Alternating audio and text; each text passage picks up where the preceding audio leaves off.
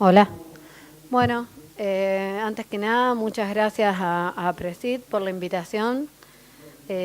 A Silvia y Stefano, que iba a dar este taller por cuestiones personales, no pudo estar. Estamos respetando en cierta forma su presentación. Agradecerle, una gran amiga y compañera, y a todos los amigos que vinieron acá, que hay muchos, colegas, hasta las chicas que vienen a sacar fotos con nosotros siempre, de ASB, a todos por venir. Y a Matías por aceptar la invitación de acompañarme. Así que bueno, tratamos de respetar mucho lo que había preparado Silvia. Es muy ambicioso el título, reconocimiento y manejo de enfermedades en soja. Así que tratamos de hacer una clave de reconocimiento de enfermedades de raíz y tallo y algunas foliares. Bueno, creo que hoy por hoy en la agronomía estamos afinando la puntería cada vez más y cada vez tenemos más dudas e incertidumbres, por lo cual la identificación es el primer paso. Identificar las enfermedades durante la campaña es la mejor manera para planificar un programa de manejo para los años siguientes. Dentro de esta clave de reconocimiento vamos a empezar por las generales de las enfermedades de raíz y tallo. O sea, hay muchas que cuando vamos al campo nosotros vemos clorosis y luego necrosis internerval. Dentro de este grupo tenemos al síndrome de la muerte repentina, muy importante, en lotes de alta fertilidad norte de Buenos Aires, Córdoba, Entre Ríos, que puede ser causado por 4 especies de Fusarium. Luego el complejo de cancro del tallo, de aporte Phomopsis y la podredumbre marrón del tallo. Todas ellas con diferentes características en cuanto a la médula y a podredumbre de raíz y base de tallo. Luego tenemos las que son sin necrosis internerval, pero sí hay necrosis, que son podredumbre de raíz y tallo causada por Phytophthora, se ve mucho en siembras tempranas. Podredumbre húmeda del tallo, causada por Sclerotinia sclerotorum, una enfermedad reemergente.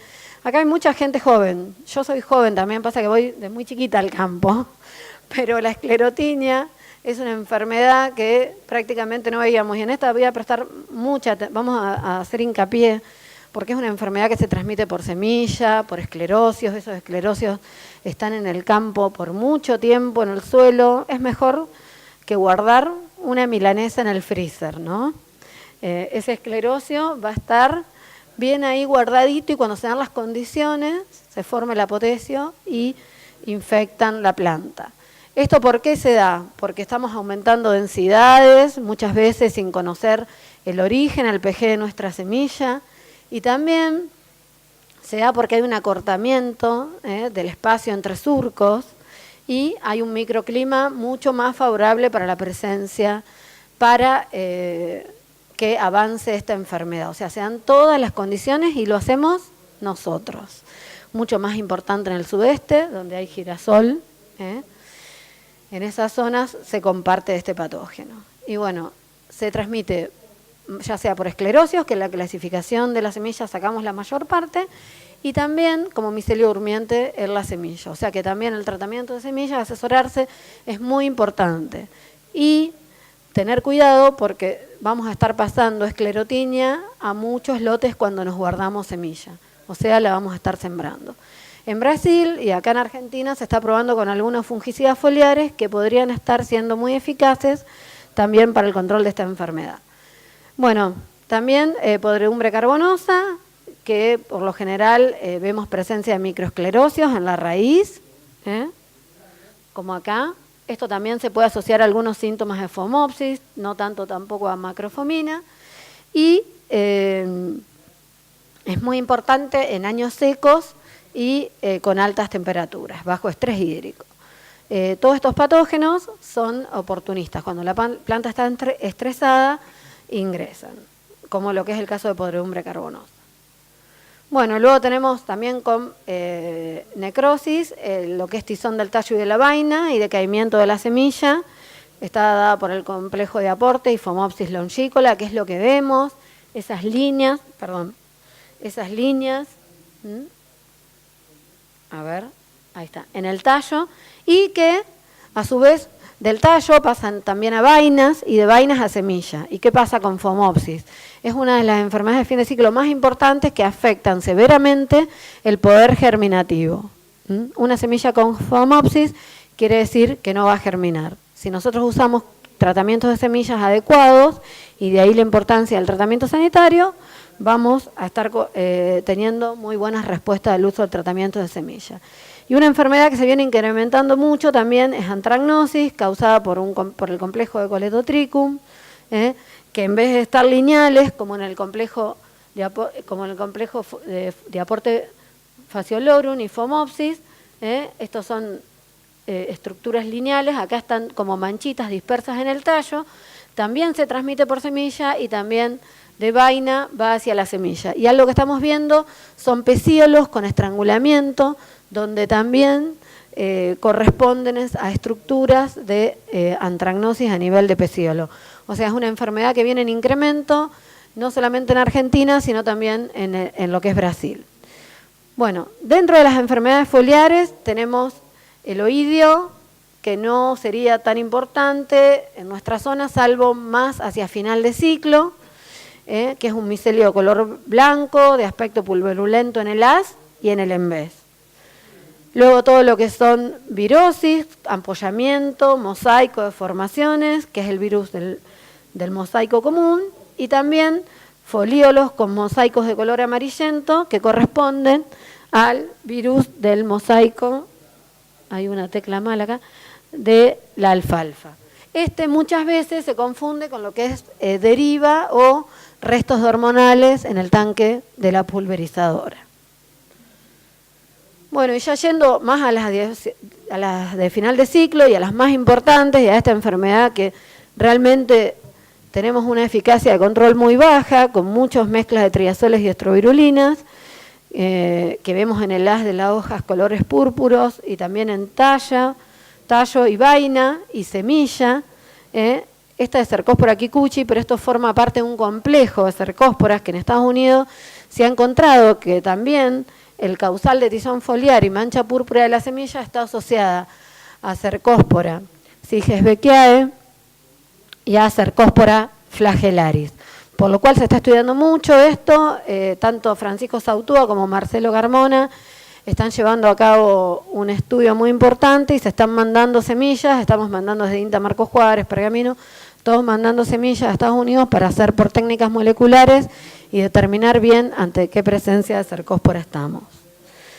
Bueno, también otra importante con necrosis, que ocupa un sector importante de un lado de la hoja, generalmente en forma de B, que es la mancha foliar porfilocticta, y esta también se confunde mucho con una bacteria que se mencionó en el último congreso de fitopatología y que está detectada en 2 o 3 variedades que son muy susceptibles, que es muy parecida, que es Curtobacterium. Eso, si ustedes lo quieren ver, también está en la página de la Asociación Argentina de Fitopatólogos, o después lo hablamos en las preguntas. Y bueno, después tenemos el tizón foliar por rhizoctonia, que es una necrosis aceitosa y luego presenta un aspecto de quemado, como si le hubiéramos tirado una pava de agua caliente a la hoja. Mildew, muy importante bajo días nublados y bajas temperaturas, con manchas amarillas, pequeñas, grandes en el haz, y son como manchitas que aplicamos con lavandina a la hoja, y en el envés vamos a ver eflorescencias de color grisáceo. No es una pústula.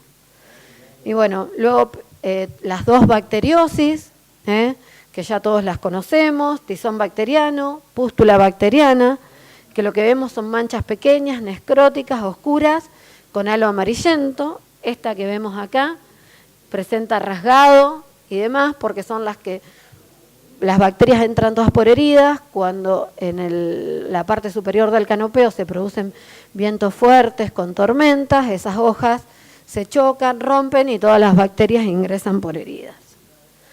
Bueno, roya asiática, que presenta manchas pequeñas, necróticas, oscuras, sin halo amarillento y con pústulas en el envés, importante más hacia la zona que está acá, Margarita, Uruguay, bueno, viene bajando siempre Brasil, todos sabemos que las esporas vuelan grandes distancias por el aire, pero nosotros la campaña pasada la detectamos, la pasada no, la antepasada, la detectamos el 1 de marzo y esta que pasó fue el 15, o sea que solamente en el norte de Buenos Aires y sur de Santa Fe y sur de Córdoba sería importante para aquellas variedades de grupo largo sembradas hacia fines de diciembre, enero, cuando tenemos problemas y se nos atrasa la siembra. Bueno, luego tenemos esta enfermedad que es la mancha anillada, de gran importancia en el NOA y que también la hemos detectado en el norte de la provincia de Buenos Aires.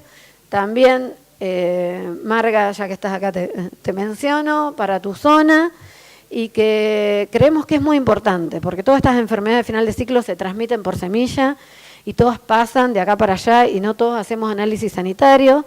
Y esta es una mancha bien característica, manchas grandes, en forma de halo, en forma de anillo con halo amarillento.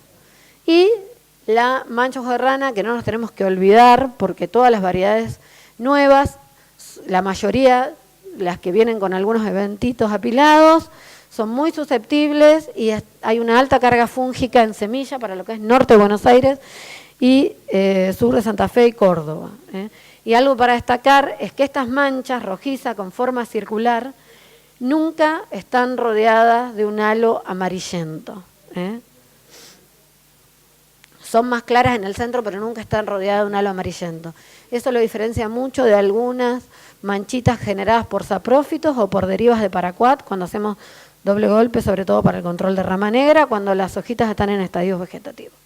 Y bueno, la estrella de nuestra zona es la mancha marrón, acá dice mancha parda, pero es mancha marrón, también más conocida, que son manchas marrones, rojizas, pequeñas o grandes, con halo siempre clorótico. Bueno, Mati.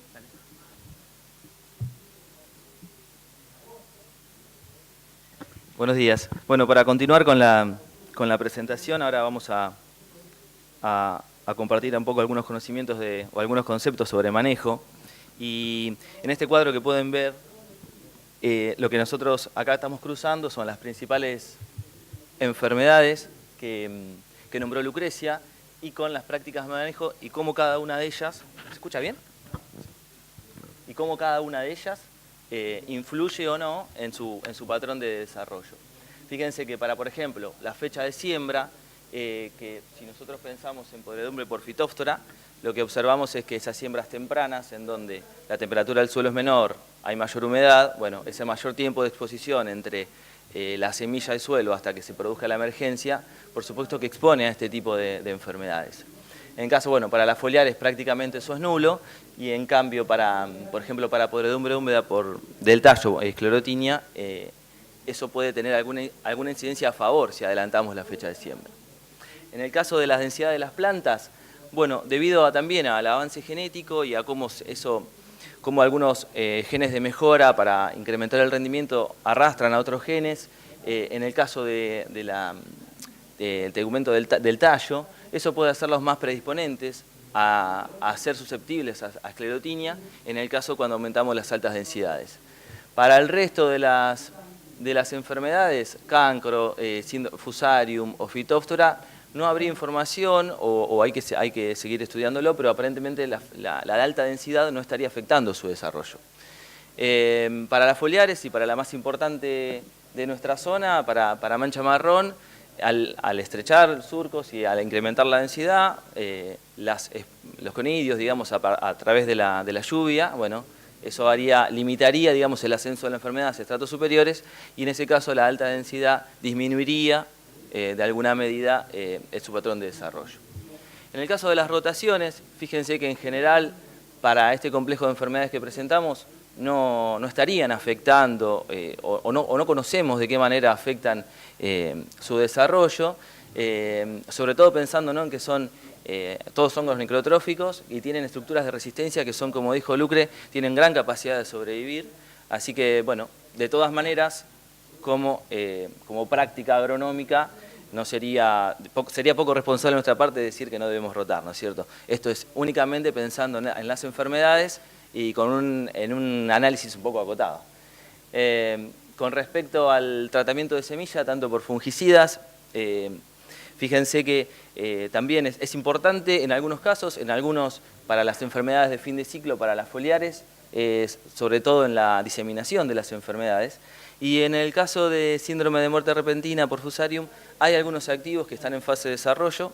Conocemos de algunos que ya han sido lanzados en otros países de casos exitosos, y para lo cual eso es bastante, digamos, es importante, ya que se tratan de enfermedades vasculares y hoy en nuestro país no contamos con soluciones químicas para trabajar con esas enfermedades. En el caso de los fungicidas foliares, por supuesto que lo más importante es para las enfermedades de fin de ciclo. En el caso de que sean las vasculares o las de tallo, su incidencia es leve y por supuesto siempre contando con los activos que hoy se encuentran comerciales y los que se encuentran en fase de desarrollo que conocemos. Sí es muy importante la genética, el mejoramiento genético para lo que es enfermedades de tallo y de raíz, en este caso cancros, esclerotinia y Fusarium. Y sobre todo, como también mencionaba Lucrecia, para las enfermedades de fin de ciclo podemos decir que como generalidad todas las variedades comerciales son susceptibles, salvo para mancha ojo de rana, para amor, pero bueno, también es un aspecto a seguir trabajando. Con respecto al control de malezas e insectos, poca incidencia, digamos, en el desarrollo, considerando las malezas como puentes verdes, principalmente como venimos charlando, es decir, son enfermedades necrotróficas. Entonces, el puente verde sí puede ser una fuente de inóculo más, pero con tanto que estas enfermedades sobreviven en el rastrojo, bueno, ahí ya tenemos una fuente de inóculo bastante importante para continuar con su desarrollo. Acá, bueno, resumiendo lo que veníamos charlando, tenemos un complejo de enfermedades de raíz, tallo y hojas con grandes periodos de latencia, principalmente todas necrotróficas, con gran complejidad para el control con los fungicidas, en un escenario en donde hay pocas rotaciones, también desafortunadamente, y como decíamos con los esclerosios o las estructuras de resistencia que le permiten sobrevivir de campaña a campaña, y en el marco de variedades susceptibles, como generalidad, todas a enfermedades de fin de ciclo. Nosotros el año pasado realizamos un trabajo en conjunto con Lucrecia sobre enfermedades en cuanto a determinar el momento oportuno para la aplicación del fungicida. Es decir, seguimos trabajando en encontrar el momento en el cual, tanto sea fenológico como de umbral de enfermedades, en este caso mancha marrón, para poder permitirle al fungicida que exprese su potencial en cuanto al control y a la persistencia. Este es un trabajo que realizamos, bueno, gracias al apoyo del equipo técnico de Bayer. Bueno, acá está Pablo, así que gracias por ayudarnos a permitir hacer este ensayo de experimentación adaptativa, en el cual lo que hicimos fueron evaluarlo en 2 sitios, en Arroyo Dulce y en Chacabuco. Digo Arroyo Dulce porque siempre me confundí. Es Rancagua. Y en Rancagua y en Chacabuco, en donde lo que hicimos fueron aplicar en diferentes momentos fenológicos, aplicamos una dosis de fungicida. Eso lo que genera son diferentes gradientes de enfermedad y por lo tanto se evaluamos la tasa de control y el impacto en rendimiento. Es información que no está publicada, pero está bueno compartirlo. Traemos un solo slide, que es el de rendimiento, que es el de mayor importancia o el que tiene mayor impacto. Y podemos observar que en el momento de R3, fíjense que fue donde obtuvimos esta línea, la celestita, sería el rendimiento promedio de los testigos, que estuvo aproximadamente en 4.100 kilos. Fíjense que en R3 obtuvimos la máxima respuesta, 440 kilos aproximadamente, determinando que ese fue el momento oportuno de la aplicación del fungicida. Fíjense que en los casos en donde adelantamos la aplicación y se realizó en R1, también observando que, o teniendo como preconcepto que ahí podemos llegar más al suelo, a las hojas inferiores, en donde realmente está el patógeno, vemos que si bien hay una respuesta en rendimiento, no alcanza a llegar al óptimo que obtenemos con respecto a R3, y fíjense que todavía la aplicación temprana nos hizo dejar de ganar un 40% más de rinde que obtuvimos con la aplicación de R3. Esos 180 kilos representan el 40% de rinde del que obtuvimos en R3. En el caso de la aplicación en R5, la situación fue peor aún con respecto al momento, ya que esa demora, además de obtener menores tasas de control, también lo que nos hizo fue, o no nos dio la oportunidad de explotar ese potencial del fungicida, en donde acá perdemos un 60% de rinde del que podríamos haber obtenido si hubiéramos aplicado en R3. Así que fíjense que a su vez el demorar la aplicación fue a su vez más perjudicial en cuanto a tasa de control, en cuanto al impacto en rendimiento. Y otro comentario o asociado a lo que queremos presentar también hoy es el tema de la resistencia, digamos. Cuando nosotros tenemos fallas de control, lo que hacemos estamos seleccionando cepas resistentes. Entonces es importante, digamos, trabajar en el momento oportuno de aplicación. Brevemente, nosotros, bueno, en la preparación de la presentación hablábamos de dejar también este mensaje. La mejor manera de trabajar en la resistencia es evitándola y con las prácticas preventivas. Simplemente y a modo didáctico es mencionar los mecanismos de resistencia que podemos encontrar hoy en una célula de un hongo. Fíjense que en el caso, esto sería muy esquemáticamente, es la célula de un hongo. Cuando ingresa el fungicida, lo que hace es la molécula lo que busca es un sitio de acción, es decir, una proteína en la cual ensamblarse y provocar la ruptura metabólica de determinado proceso fisiológico. En ese caso es cuando el fungicida es efectivo. Fíjense que lo que puede ocurrir es que exista una mutación de ese sitio de acción y eso es el proceso de los más frecuentes en los cuales obtenemos resistencia. Durante la replicación del ARN, bueno, del ADN, que no es un proceso perfecto, hay fallas, esas fallas son mutaciones, y esas mutaciones lo que pueden provocar es la resistencia ante un fungicida. Después tenemos otros casos que es la sobreexpresión del sitio de acción, es decir, cuando la molécula ingresa a la célula hay competencia por esa proteína desde lo que es el proceso fisiológico y lo que sería el fungicida. En ese caso la célula puede sobreexpresar, es decir, puede haber varios sitios de acción. El fungicida se puede acoplar con la sitio de acción y no provocar el efecto metabólico porque hay otras proteínas que pueden continuar con el proceso. En ese caso es uno de los más, en in vitro, digamos, estos procesos pueden ser reversibles, lo cual no quiere decir que a campo ocurra, es decir, aumentando la dosis, en condiciones in vitro este proceso, el fungicida puede seguir siendo efectivo, cosa que a campo es más difícil de comprobar y hasta quizás puede ser antieconómico por la dosis que se debe utilizar para revertir el proceso. Y después hay dos más, uno es el de expulsión, que también ese es un mecanismo natural que tienen las células. Hay transportadores que eliminan sustancias tóxicas y esos pueden ser específicos de algunas moléculas o pueden también acarrear varios mecanismos de acción, digamos, o varios tipos de fungicidas y eso es una resistencia multidroga. Y la detoxificación, que es el último, o por lo menos hasta el que hoy conocemos, también es un mecanismo natural de las células de los hongos en los cuales transforman sustancias tóxicas en no tóxicas. Y eso, por supuesto, que evita que el fungicida cumpla con la inhibición de la ruptura del proceso metabólico. Aunque como generalidad, los fungicidas entran como no tóxicos a las células y allí se transforman en tóxicos. De todas maneras, lo importante es nosotros qué debemos hacer para trabajar en la resistencia. Y está claro que, bueno, por supuesto, es ir al campo, es hacer el monitoreo, y más allá de eso es saber detectar frente a qué patógeno estamos. Eso es clave en base también a lo que venimos charlando, es decir, hay patógenos en los cuales la aplicación foliar no sería necesaria porque no tenemos control, como veíamos en el cuadro de ese resumen de manejo, y en otros sí que es importante actuar. Después el tema de las dosis. Las compañías y las empresas que hacen desarrollo e investigación prueban por más de 8 o 10 años una molécula antes de que salga al mercado y la dosis que está en el marbete es la dosis que debemos usar. El marbete es un documento legal, tanto por parte de la empresa y es un documento que les sirve a ustedes como respaldo frente a la falla de un producto. Y es claro que y debemos ser conscientes de la manera que utilizamos los productos que debe ser siguiendo el marbete. ¿En qué cultivo está registrado? ¿En qué patógeno? ¿Y a qué dosis lo debemos utilizar? Otro dato importante, pensando en enfermedades de fin de ciclo, son los tiempos de carencia de los fungicidas. Que eso es algo que menos aún se le da importancia, pero también es algo para destacar e insisto, es un documento legal que nos tiene que servir tanto a la empresa que provee el producto como a los usuarios en el momento de que exista algún reclamo. El momento oportuno de aplicación, lo que veíamos anteriormente, es clave, digamos, saber cuándo actuar para expresar la potencialidad del producto y obtener los máximos beneficios.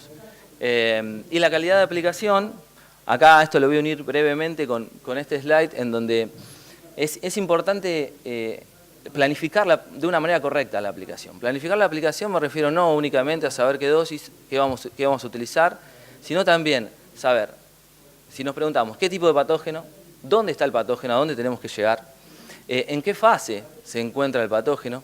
Acá abajo está el ciclo, digamos, un proceso de infección de las enfermedades. Y como generalidad, si nosotros consideramos a los principales modos de acción, estrobilurinas, carboxamidas, funcionan en este proceso, digamos, cuando empieza la germinación. Es más, evitan la germinación de las esporas o de los conidios para que ingresen a la hoja. En el caso de los triazoles, actúan por acá, es decir, en la penetración, es decir, cuando ocurre la germinación de esas esporas o conidios. Pero ¿qué pasa? Nosotros en el campo en realidad estamos viendo esto.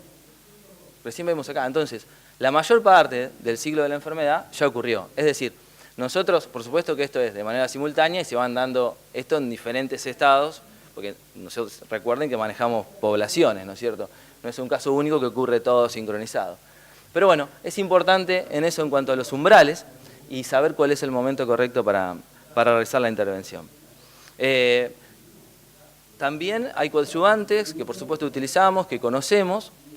Queremos hacer hincapié en la calidad de esos coadyuvantes y qué es lo que queremos mejorar de nuestra aplicación. Eso también es una pregunta que debemos hacernos antes como les decía, de planificar la aplicación. ¿Qué queremos mejorar? Que no sean antievaporantes, la penetración, queremos mejorar el pH de la solución. Y esas son preguntas importantes para saber cuál es el verdadero coadyuvante que necesitamos y de esa manera tener la mejor calidad de aplicación.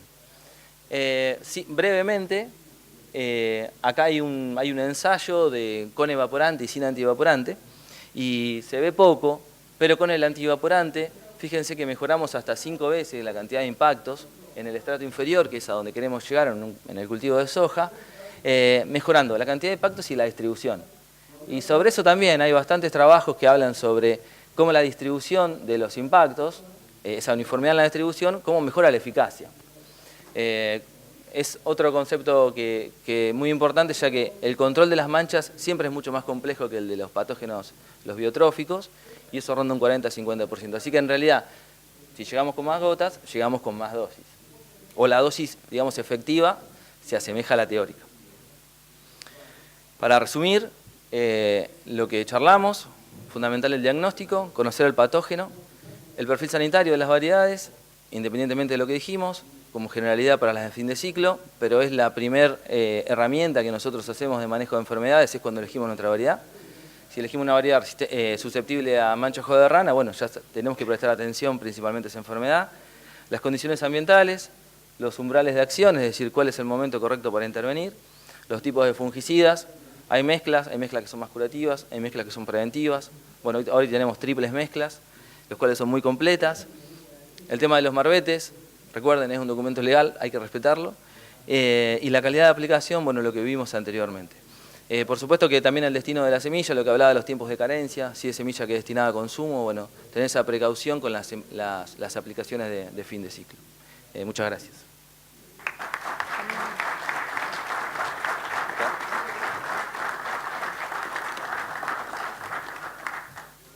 Bueno, vamos a dar lugar a las preguntas, si alguien tiene preguntas.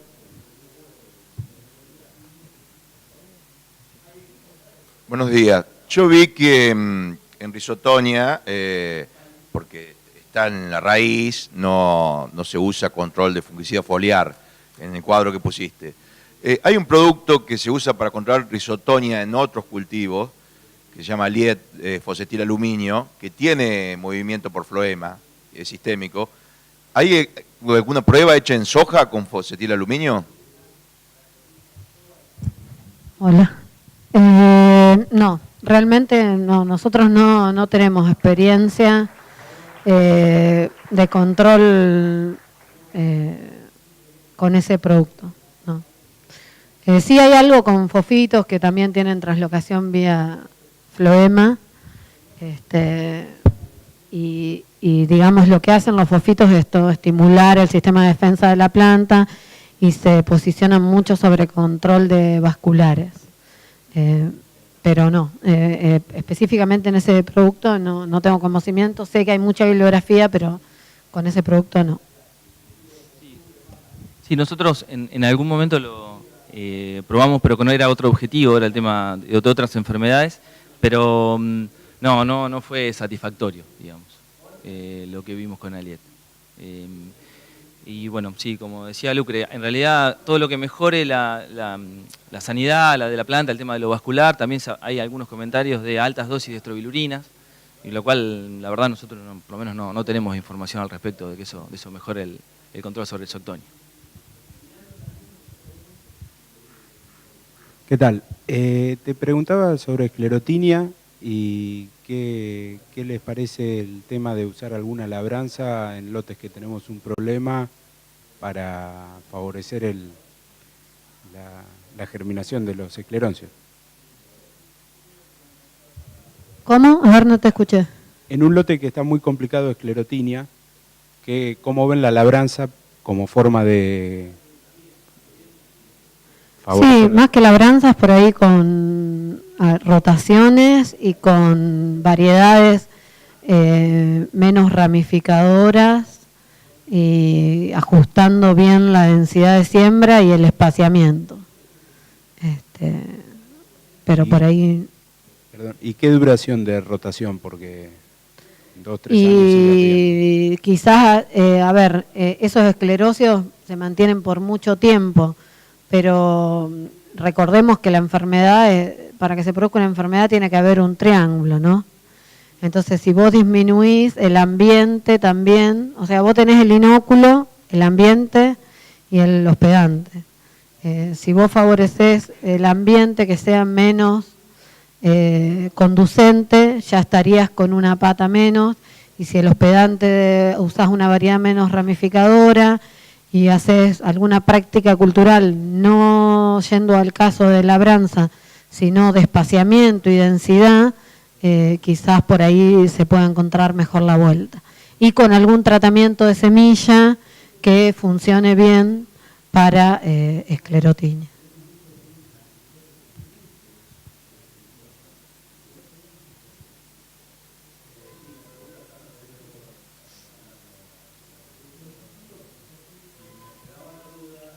¿Qué tal? Buenas tardes. Mi pregunta es si cuando yo veo el efecto ya es tarde, cuando yo veo los síntomas ya es tarde, ¿en función de qué tomo la decisión de aplicar fungicida? ¿Lo tomo en función del régimen hídrico del año? Pero ya es tarde, ¿cuándo? No, digamos, si yo el síntoma lo veo ya... Cuando lo veo ya es tarde, digamos, ya entró. En función de que, si no tomo la decisión en función del síntoma, ¿en función de qué lo tomo? No, en realidad nos referimos, claro, en realidad es tarde porque ya la enfermedad está cumpliendo su ciclo, ¿no?, de infección. Lo que a vos te sirve del síntoma, lo que tenés que medir es incidencia y severidad, o sea, incidencia principalmente. O sea, vos referís a que cuando X porcentaje de incidencia, y ahí es en función del daño. Y en realidad lo que estás viendo cuando medís incidencia son esos ciclos de infección que están llegando a su final. Pero en realidad vos te tenés que referir a incidencia como daño. Y después lo tenés que integrar, como vos bien decías, con el tema de precipitaciones y un poco lo que también decía Lucre recién, el famoso ese triángulo de la enfermedad, de ambiente y de hospedante, es decir, de tu variedad si es susceptible o no y el porcentaje de daño que tenés. A ver, esa mancha que vos tenés ya está, no se va a ir. No es como una varicela que nos salen granitos y después se nos van, una vez que tenés una mancha. Y aparte esa mancha, todas las manchas respecto a las rollas tienen una menor eficacia de control, porque hacer un patógeno necrotrófico tiene la capacidad de seguir avanzando sobre tejido muerto, ¿no? Sigue necrosando. Por eso se habla mucho que las eficacias de controles de rollas son aproximadamente del 80, 85 hasta 90%, mientras que de manchas la eficacia de control hay muchos triazoles y estrobirulinas que hoy están muy bajos por una cuestión de resistencia, que están en 30, 35% de eficacia de control, y con las carboxamidas estamos logrando 80, 85%. Siempre cuando hablamos de bajas incidencias y severidades, ¿no? Si vos ya tenés vamos a hacer un caso, un 50% de incidencia y un 35% de severidad, siempre la eficacia de control del fungicida va a ser mucho más baja que si llegás con un 30% de incidencia y un 5% de severidad. Eso es lo que quisimos decir. Las manchas tienen periodo de latencia muy largo, quizás ya infectaron, pero cuando vos ves el síntoma, ya hay otras que están infectando, digamos. Las rollas, en cambio, son mucho más cortos y cuando vos controlás con un fungicida, matás esa pústula y esa pústula deja de producir esporas. Mientras que las manchas, aunque vos apliques un fungicida, se siguen expandiendo a una tasa menor, pero igualmente tienen la capacidad de seguir expandiéndose. Lo que vos tenés que tratar de lograr es que no ingresen nuevas manchas. No sé si me expliqué. Buenas tardes. Volviendo al tema de la calidad de la aplicación, ¿qué opinión tienen acerca de las enfermedades de fin de ciclo en aplicación terrestre contra avión? Hola. Sí, lo tenemos medido, digamos, y en realidad todo depende, como decíamos, de la manera que se prepara cada una de las aplicaciones. Nosotros, en cuanto a los resultados de eficacia, digamos, en cuanto a diferentes tratamientos, obviamente, el mismo fungicida, aplicado con diferentes volúmenes, ya sea aéreo o terrestre, los resultados son similares, digamos.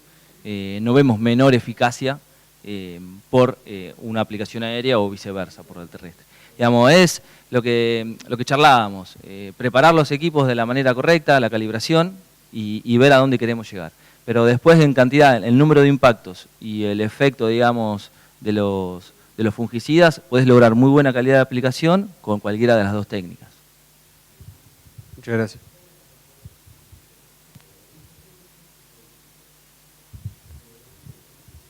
¿Hay alguno más o no?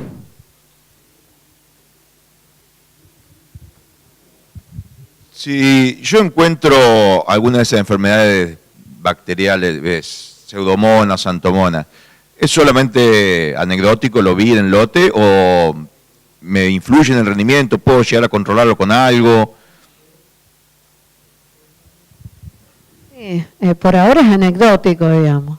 El tema es ahora Curtobacterium, que aparentemente habría un tema de que hubo que hacer la primera detección ante SENASA y podría tener algún tema cuarentenario, que es la que hace la mancha en B, muy parecida a filoctita como ondeado, y principalmente se ve en 2 o 3 variedades, y que se estaría transmitiendo por semilla. Lo que pasa que con los métodos de blotter test que nosotros utilizamos, no es tan sensible como para detectarla, por eso SENASA, como pasa con el tema de pantodeas en maíz, ¿no?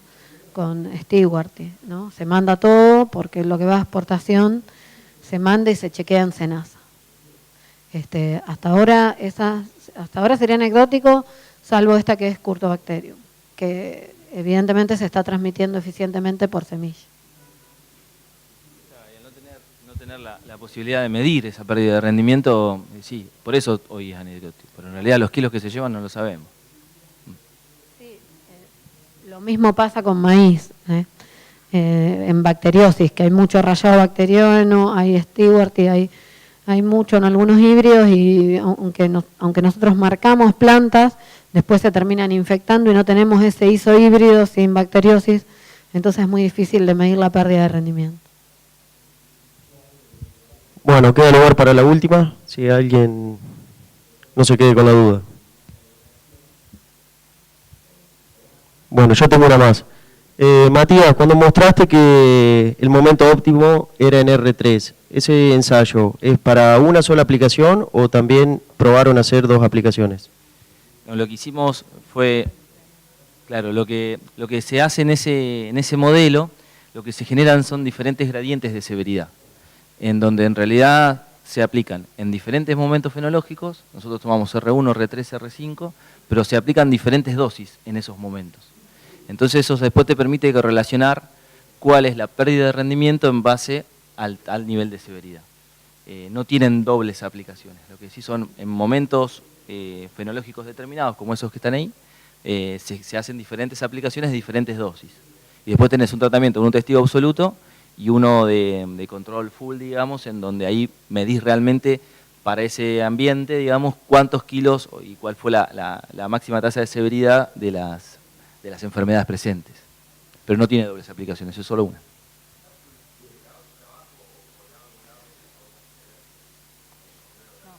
No, no está publicado todavía, pero sí, se va a publicar, sí. A ver, aclaramos, esto es un año, esto, por ejemplo, el de Rancagua era en un lote serie de Arroyo Dulce, el de Chacabuco también, es un trabajo bastante tedioso, importante, y bueno, la idea es seguir, porque esto es una experiencia de una campaña en 2 localidades. Creemos que lo tenemos que repetir, y no solamente con momentos, sino también empezar a trabajar con umbrales. Ya hicimos lo mismo para la campaña pasada en trigo y cebada, y bueno, esta campaña creo que lo vamos a volver a repetir en trigo. Creo que esto es hacer un poco de agronomía, ¿no? Tenemos que empezar a hacer, hacemos fitopatología, pero yo siempre digo que hay que pensar en agronomía, hacer cosas más integrales, ¿no? Bueno, le damos las gracias por haber venido y... Yo quería, agradecer a todos, y allá atrás están todos, tu equipo, Matías, está Diego, Gerardo y Blas, que siempre nos acompañan, a las chicas de ASB que nos reacompañan con su dron y sus fotos, y también a los otros chicos, gracias. Bueno, gracias a ustedes.